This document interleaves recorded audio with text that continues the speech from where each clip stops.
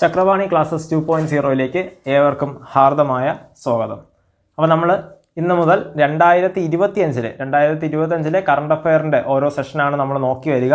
ഇന്ന് ആദ്യമായിട്ട് എടുക്കുന്നത് ഫെബ്രുവരി 2മായി ബന്ധപ്പെട്ട ഒരു പ്രമേയമാണ്. നിങ്ങൾക്കറിയാം ഫെബ്രുവരി 2 എന്താണ്? ഫെബ്രുവരി 2 തണ്ണീർത്തട ദിനമാണ്, ലോക തണ്ണീർത്തട ദിനം. അപ്പോൾ നമ്മൾ അതുമായിട്ട് ബന്ധപ്പെട്ട് മനസ്സിലാക്കേണ്ടുന്ന ചില വസ്തുതകളാണ് ഇന്ന് ഈ ക്ലാസ്സിൽ പരിചയപ്പെടുക. അപ്പോൾ നമ്മൾ ക്ലാസ് തുടങ്ങുന്നത് ഇങ്ങനെയാണ്. എന്താണ് തണ്ണീർത്തടം? സിമ്പിളായിട്ട് തണ്ണീർത്തടത്തെ എന്തെന്ന് പറയാം. തണ്ണീർത്തടം എന്ന് പറഞ്ഞു കഴിഞ്ഞാൽ മണ്ണിൽ ജലത്തിൻ്റെ സാന്നിധ്യമുള്ളതും കെട്ടിക്കിടക്കുന്ന ജലമുള്ളതുമായ പ്രദേശങ്ങളെ നമുക്ക് തണ്ണീർത്തടം എന്ന് പറയാം. അപ്പോൾ അതിന് ഉദാഹരണമായിട്ട് ഏതൊക്കെ പറയാം? ഉദാഹരണം കായലുകൾ ഉദാഹരണമാണ്, അതുപോലെ അഴിമുഖങ്ങൾ ഉദാഹരണമാണ്, കണ്ടൽക്കാടുകൾ ഉദാഹരണമാണ്. അപ്പോൾ കായലുകൾ, അഴിമുഖങ്ങൾ, കണ്ടൽക്കാടുകൾ ഇവയെല്ലാം തണ്ണീർത്തടത്തിന് ഉദാഹരണങ്ങളാണ്. അങ്ങനെയാണെങ്കിൽ എന്ത് തണ്ണീർത്തടമല്ല? രണ്ട് കാര്യങ്ങൾ നമ്മൾ ഓർത്ത് വെച്ചാൽ മതി. ഒന്ന് നെൽവയൽ, രണ്ടാമത് നദികൾ.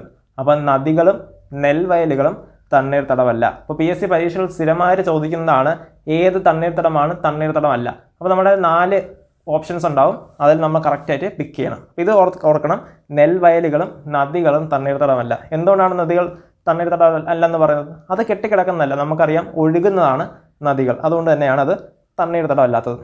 അപ്പോൾ നമ്മൾ പറഞ്ഞു തുടങ്ങിയത് ഫെബ്രുവരി 2 എന്തുകൊണ്ടാണ് ഫെബ്രുവരി 2 തണ്ണീർത്തട ദിനമായത്? അത് നമ്മൾ അറിയേണ്ടുന്ന വസ്തുത 1971 പോകണം. 1971 ഫെബ്രുവരി 2 ഈ ദിവസം ഒരു ഉടമ്പടി ഉണ്ടായി. അതാണ് റംസാർ ഉടമ്പടി. ഈ റംസാർ ഉടമ്പടി എന്തിനുള്ളതാണ്? തണ്ണീർത്തടങ്ങളുടെ സംരക്ഷണത്തിന് വേണ്ടിയുള്ള ഒരു ഉടമ്പടിയാണ് റംസാർ ഉടമ്പടി. അപ്പോൾ റംസാർ ഉടമ്പടി. അങ്ങനെയാണെങ്കിൽ റംസാർ എന്ന് പറയുന്ന സ്ഥലം എവിടെയാണ്?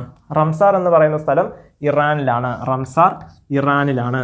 ഇറാനെ പണ്ട് അറിയപ്പെട്ടിരുന്ന പേരെന്താണ്? ഇറാനെയാണ്. പഴയ പേർഷ്യ എന്നറിയപ്പെടുന്നത് ഇറാനാണ്. അപ്പോൾ ഈ ഇറാനുമായിട്ട് ബന്ധപ്പെടുത്തി PSC ചില ചോദ്യങ്ങൾ ചോദിച്ചിട്ടുണ്ട്. ഒന്നാമതൊരു വസ്തുത നമ്മൾ മനസ്സിലാക്കേണ്ടത്, ഇറാൻ എന്ന് പറയുന്നത് ഒരു ഏഷ്യൻ രാജ്യമാണ്. ഇറാൻ ഒരു ഏഷ്യൻ രാജ്യമാണ്. അതുപോലെ അതിൻ്റെ തലസ്ഥാനം ചോദിച്ചു കഴിഞ്ഞാൽ ടെഹ്റാനാണ്. തലസ്ഥാനം ചോദിച്ചാൽ ടെഹ്റാനാണ്. പഴയ പേർഷ്യയാണെന്ന് നമ്മൾ പറഞ്ഞു. പിന്നെ PSC കഴിഞ്ഞ വർഷം കറണ്ട് അഫെയർ ഫാക്റ്റ് ആയിട്ട് ചോദിച്ച 1-2 വസ്തുക്കളാണ്. ആരായിരുന്നു ഇറാനിൽ കൊല്ലപ്പെട്ട പ്രസിഡന്റ്? നമുക്കറിയാം, ഒരു ഹെലികോപ്റ്റർ അപകടം നടന്നു, അതിൽ വെച്ചിട്ട് ഇറാൻ്റെ പ്രസിഡന്റ് മരണപ്പെട്ടു. അതാരായിരുന്നു ചോദിച്ചു കഴിഞ്ഞാൽ അത് ഇബ്രാഹിം റൈസിയാണ്. അപ്പോൾ ഇറാനിൽ കൊല്ലപ്പെട്ട പ്രസിഡന്റ് ചോദിച്ചു കഴിഞ്ഞാൽ ഇബ്രാഹിം റൈസിയാണ് കൊല്ലപ്പെട്ട പ്രസിഡന്റ്. അങ്ങനെയാണെങ്കിൽ നിലവിലെ പ്രസിഡന്റ് ആരാണെന്ന് ചോദിച്ചു കഴിഞ്ഞാൽ മസൂദ് പെഷേഷ്ഖാൻ. മസൂദ് പെഷേഷ്ഖാൻ ആണ്. പെഷേഷ്ഖ്യാൻ എന്നൊക്കെ കാണുന്നുണ്ട്. പെഷേഷ്ഖ്യാനാണ് ഇപ്പോഴത്തെ നിലവിലെ ഇറാൻ പ്രസിഡന്റ്. അപ്പോൾ ആ വക കാര്യങ്ങളൊന്ന് ഓർക്കുക. ഇനി ഇറാൻ്റെ ഔദ്യോഗിക നാമം എന്താണ്? നമുക്കറിയാം ഇന്ത്യയുടെ ഔദ്യോഗിക നാമം എന്ന് പറയുന്നത് റിപ്പബ്ലിക് ഓഫ് ഇന്ത്യയാണ്. അങ്ങനെയാണെങ്കിൽ ഇറാൻ്റെ ഔദ്യോഗിക നാമമാണ് ഇസ്ലാമിക് റിപ്പബ്ലിക് ഓഫ് ഇറാൻ. അപ്പോൾ നാം റംസാറിനെ കുറിച്ചും റംസാർ ഇറാനിലാണെന്നും കണ്ട് മനസ്സിലാക്കി. ഇനി ഒരു കാര്യം കൂടെ റംസാറുമായിട്ട് ബന്ധപ്പെട്ട ചരിത്രം നമ്മൾ പറയേണ്ടതുണ്ട്. 1982 ഇന്ത്യ റംസാർ ഉടമ്പടിയിൽ ഭാഗമായത്. അപ്പോൾ 1982 ഇന്ത്യ ഭാഗമായത് കൂടി ഒന്ന് മനസ്സിലാക്കുക. പിന്നെ മറ്റ് 2 വസ്തുതകൾ കൂടി പറഞ്ഞതിന് ശേഷം നമുക്ക് എന്തിലേക്ക് വരാം? കറണ്ട് അഫെയർ ഫാക്റ്റിലേക്ക് വരാം. അപ്പോൾ അതിൽ ഒന്നാമതായിട്ട് കേരളത്തിൽ നെൽവയൽ തണ്ണീർത്തട സംരക്ഷണ നിയമം നിലവിൽ വന്ന എന്നാണെന്ന് ചോദിച്ചു കഴിഞ്ഞാൽ അത് 2008 കേരള നെൽവയൽ തണ്ണീർത്തട ദിനം നിലവിൽ വന്നത്.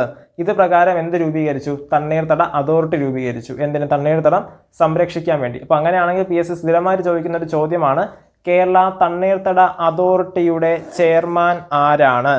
ആ ഒരു ചോദ്യം വന്നു കഴിഞ്ഞാൽ അതിൻ്റെ ഉത്തരം കേരള പരിസ്ഥിതി വകുപ്പ് മന്ത്രിയാണ്. കേരളത്തിലെ പരിസ്ഥിതി വകുപ്പ് മന്ത്രിയാണ് തണ്ണീർത്തട അതോറിറ്റിയുടെ ചെയർമാൻ കേരളത്തിൽ. അങ്ങനെയാണെങ്കിൽ നിലവിൽ ആരാണ് പരിസ്ഥിതി വകുപ്പ് കൈകാര്യം ചെയ്യുന്നത്? അത് ബഹുമാനപ്പെട്ട മുഖ്യമന്ത്രി ശ്രീ പിണറായി വിജയനാണ് ആ വകുപ്പ് കൈകാര്യം ചെയ്യുന്നതെന്ന് കൂടി ഒന്ന് ഓർത്ത് വയ്ക്കുക.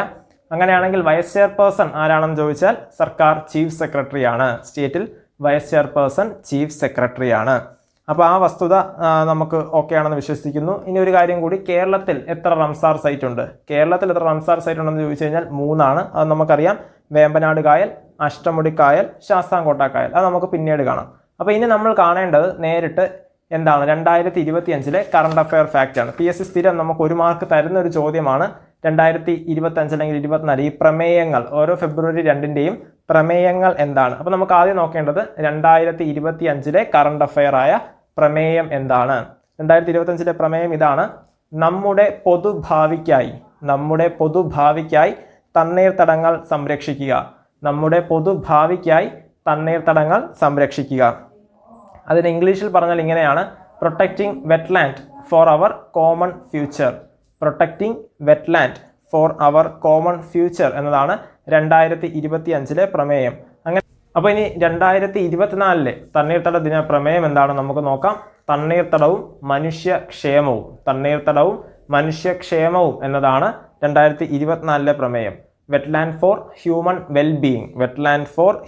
വെൽബീയിങ്. ഇത് PSC ഒരുപാട് തവണ ചോദിച്ചൊരു ചോദ്യമാണ്. അതേസമയം 2023 ചോദിച്ചു കഴിഞ്ഞാൽ അത് വെറ്റ്ലാൻഡ് റീസ്റ്റോറേഷൻ എന്നതാണ്. വെറ്റ്ലാൻഡ് റീസ്റ്റോറേഷൻ എന്നതാണ്.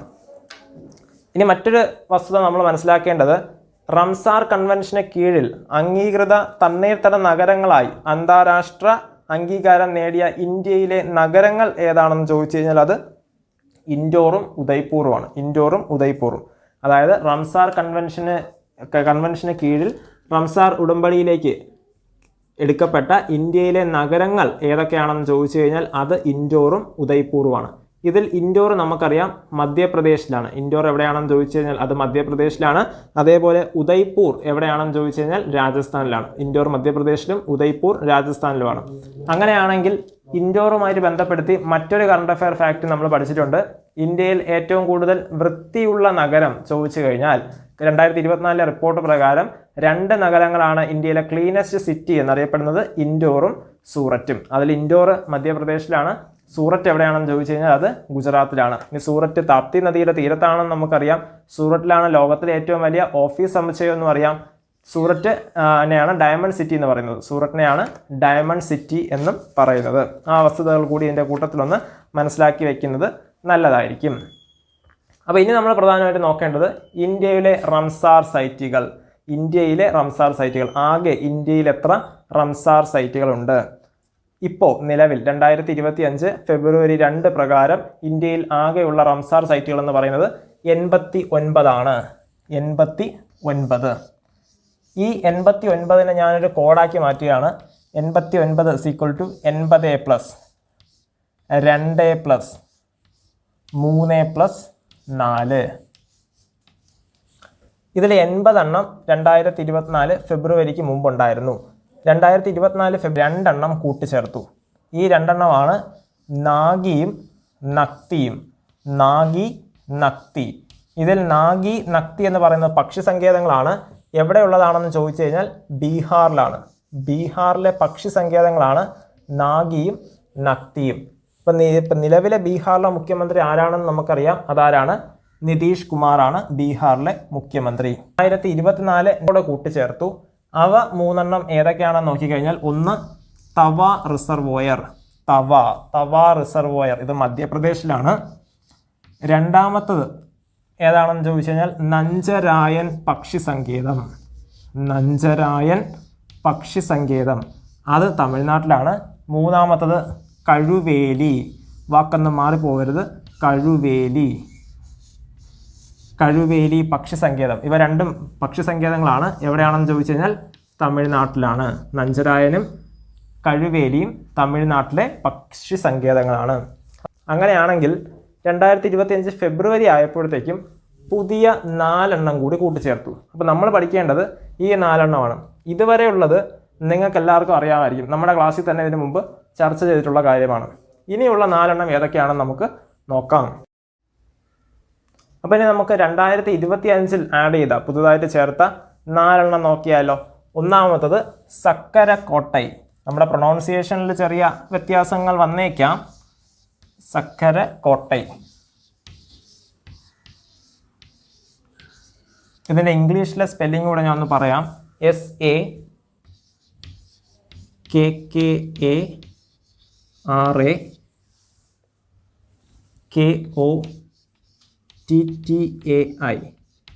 സക്കര കോട്ടയം ഒന്നാമത്തത്. രണ്ടാമത്തത് തേർത്താങ്കൽ.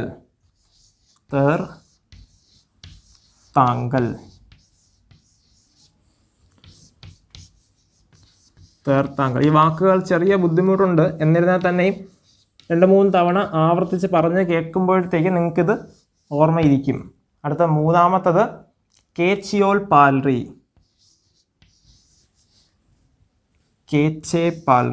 കേച്ചേ പാൽറിന്നോ കേൽച്ചിയോ പാൽറിന്നോ കാണാറുണ്ട്.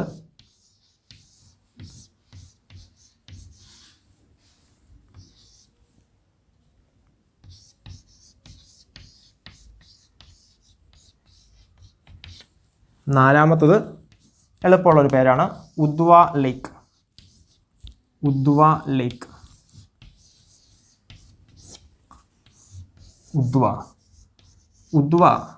അപ്പോൾ ഇനി നമ്മൾ പഠിക്കേണ്ടത് ഇത് ഏത് സംസ്ഥാനത്തു നിന്നാണ്. ആദ്യത്തെ 2 സക്കരക്കോട്ടയും തേർത്താങ്കലും എവിടെയാണെന്ന് ചോദിച്ചു കഴിഞ്ഞാൽ അത് തമിഴ്നാട്ടിലാണ്. അതേസമയം കേച്ചേ പാൽറി എവിടെയാണെന്ന് ചോദിച്ചാൽ സിക്കിമിലാണ്. സിക്കിം. ഇനി നാലാമത്തത് ഉദ്വ എവിടെയാണെന്ന് ചോദിച്ചു കഴിഞ്ഞാൽ അത് ജാർഖണ്ഡിലാണ്.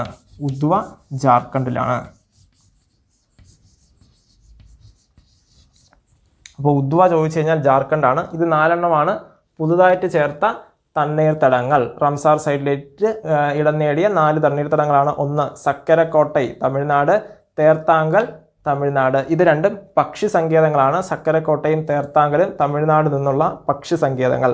മൂന്നാമത് വരുന്നത് കേച്ചിയോ പാൽറി എവിടെയാണെന്ന് ചോദിച്ചാൽ സിക്കിമിലാണ്. നാലാമത്തത് ഉദ്വ ലേക്ക് എവിടെയാണെന്ന് ചോദിച്ചാൽ അത് ജാർഖണ്ഡിലാണ്. ഇനി മറ്റൊരു വസ്തുത മനസ്സിലാക്കേണ്ടത്, ഇവിടെ നമ്മൾ കണ്ടത് സിക്കിമിലെയും ജാർഖണ്ഡിലെയും ഓരോ സൈറ്റുകൾ ആഡ് ചെയ്തു. ഇതിൻ്റെ പ്രത്യേകത എന്താണ്? സിക്കിമിൽ നിന്നും ജാർഖണ്ഡിൽ നിന്നും ആദ്യമായിട്ടാണ് റംസാർ സൈറ്റിലേക്ക് ഇന്ത്യയിൽ നിന്ന് ഇടം നേടുന്നത്. അപ്പോൾ സിക്കിമിൽ നിന്ന് ആദ്യമായിട്ട് ഇടം നേടിയ സൈറ്റാണ് കേച്ചേ പാൽറി. ജാർഖണ്ഡിൽ നിന്ന് ഇടം നേടിയതാണ് ഉദ്വ ലേക്ക്. അപ്പോൾ ചോദ്യം വരുന്നെങ്കിൽ ഈ 2 സൈറ്റിന് കൂടുതൽ ഇമ്പോർട്ടൻസ് കൊടുത്ത് നോക്കി വയ്ക്കുക. ചോദ്യം കിട്ടാനുള്ള സാധ്യത കൂടുതലാണ്.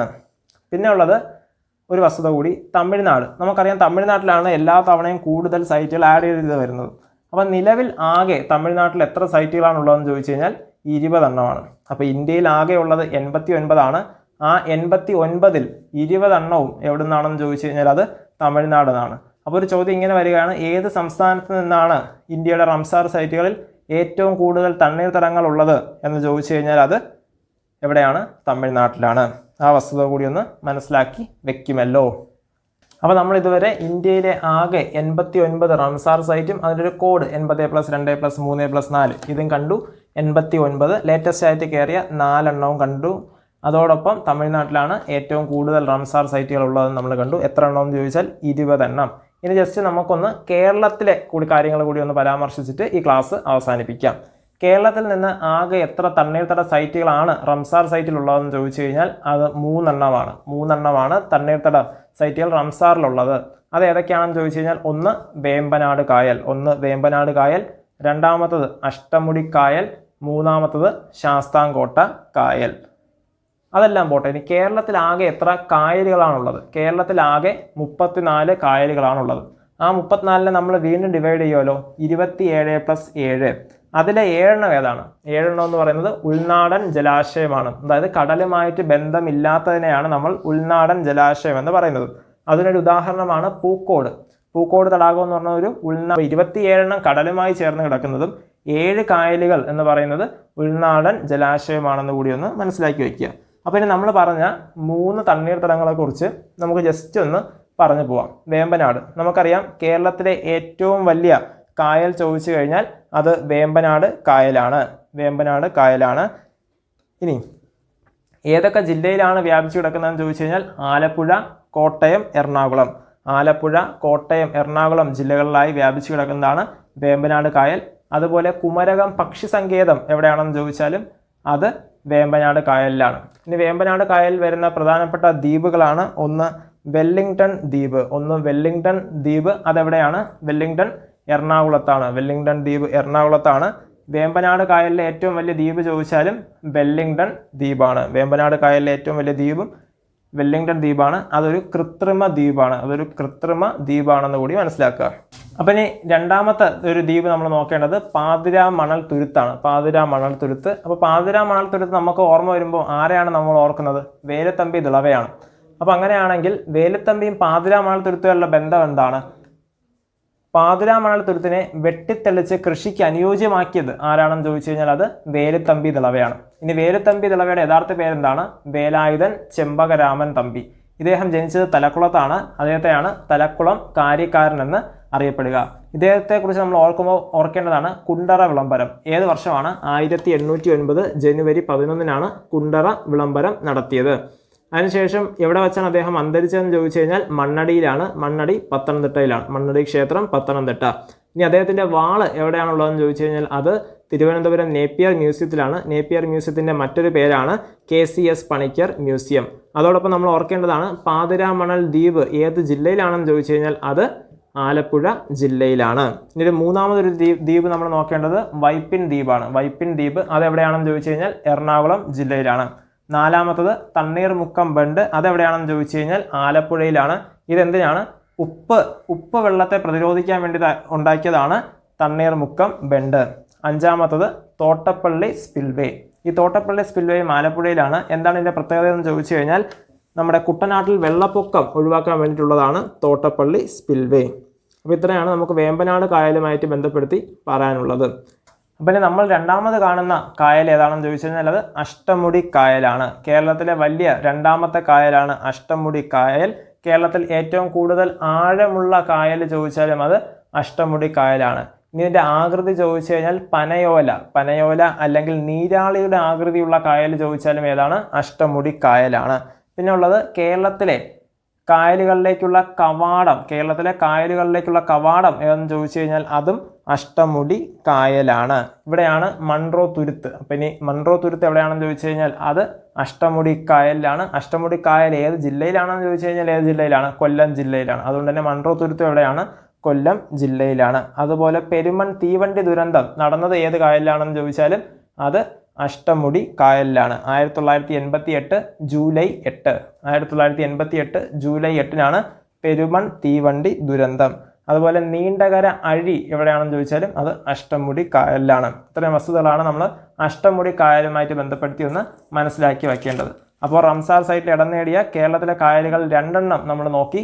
ഒന്നാമത്തത് വേമ്പനാട് കായൽ, രണ്ടാമത്തത് അഷ്ടമുടി കായൽ. ഇനി മൂന്നാമത്തെ കായലാണ് ശാസ്താംകോട്ട കായൽ. കേരളത്തിലെ ഏറ്റവും വലിയ ശുദ്ധജല തടാകം ഏതെന്ന് ചോദിച്ചു കഴിഞ്ഞാൽ അത് ശാസ്താംകോട്ടയാണ്. അതുപോലെ കായലുകളുടെ റാണി എന്നറിയപ്പെടുന്നതും ശാസ്താംകോട്ടയാണ്. എഫ് ആകൃതിയിലുള്ള കായൽ ഏതാണെന്ന് ചോദിച്ചാലും ശാസ്താംകോട്ടയാണ്. അപ്പോൾ നമ്മൾ ഇന്ന് ഈ ഒരു ചെറിയ ക്ലാസ്സിൽ കണ്ടത് തണ്ണീർത്തട ദിനവുമായി ബന്ധപ്പെട്ട് തണ്ണീർത്തട ദിനത്തിൻ്റെ പ്രമേയം, പുതുതായിട്ട് ആഡ് ചെയ്ത സൈറ്റുകൾ, ആകെ സൈറ്റുകളുടെ എണ്ണം, ഇന്ത്യയിൽ ഏറ്റവും കൂടുതൽ റംസാർ സൈറ്റുകളുള്ള സംസ്ഥാനം ഏതാണ്, അതുപോലെ കേരളത്തിലെ റംസാർ സൈറ്റുകളെ കുറിച്ചും കൂടിയുള്ളൊരു ചെറിയ വിവരമാണ് നമ്മൾ ഈ ക്ലാസ് കൊണ്ട് ഉദ്ദേശിച്ചത്. അപ്പോൾ ഇത്രയും കാര്യങ്ങൾ ക്ലിയർ ആണെന്ന് വിശ്വസിക്കുന്നു. ഇത്രയും പറഞ്ഞുകൊണ്ട് നിർത്തുന്നു. നന്ദി, നമസ്കാരം.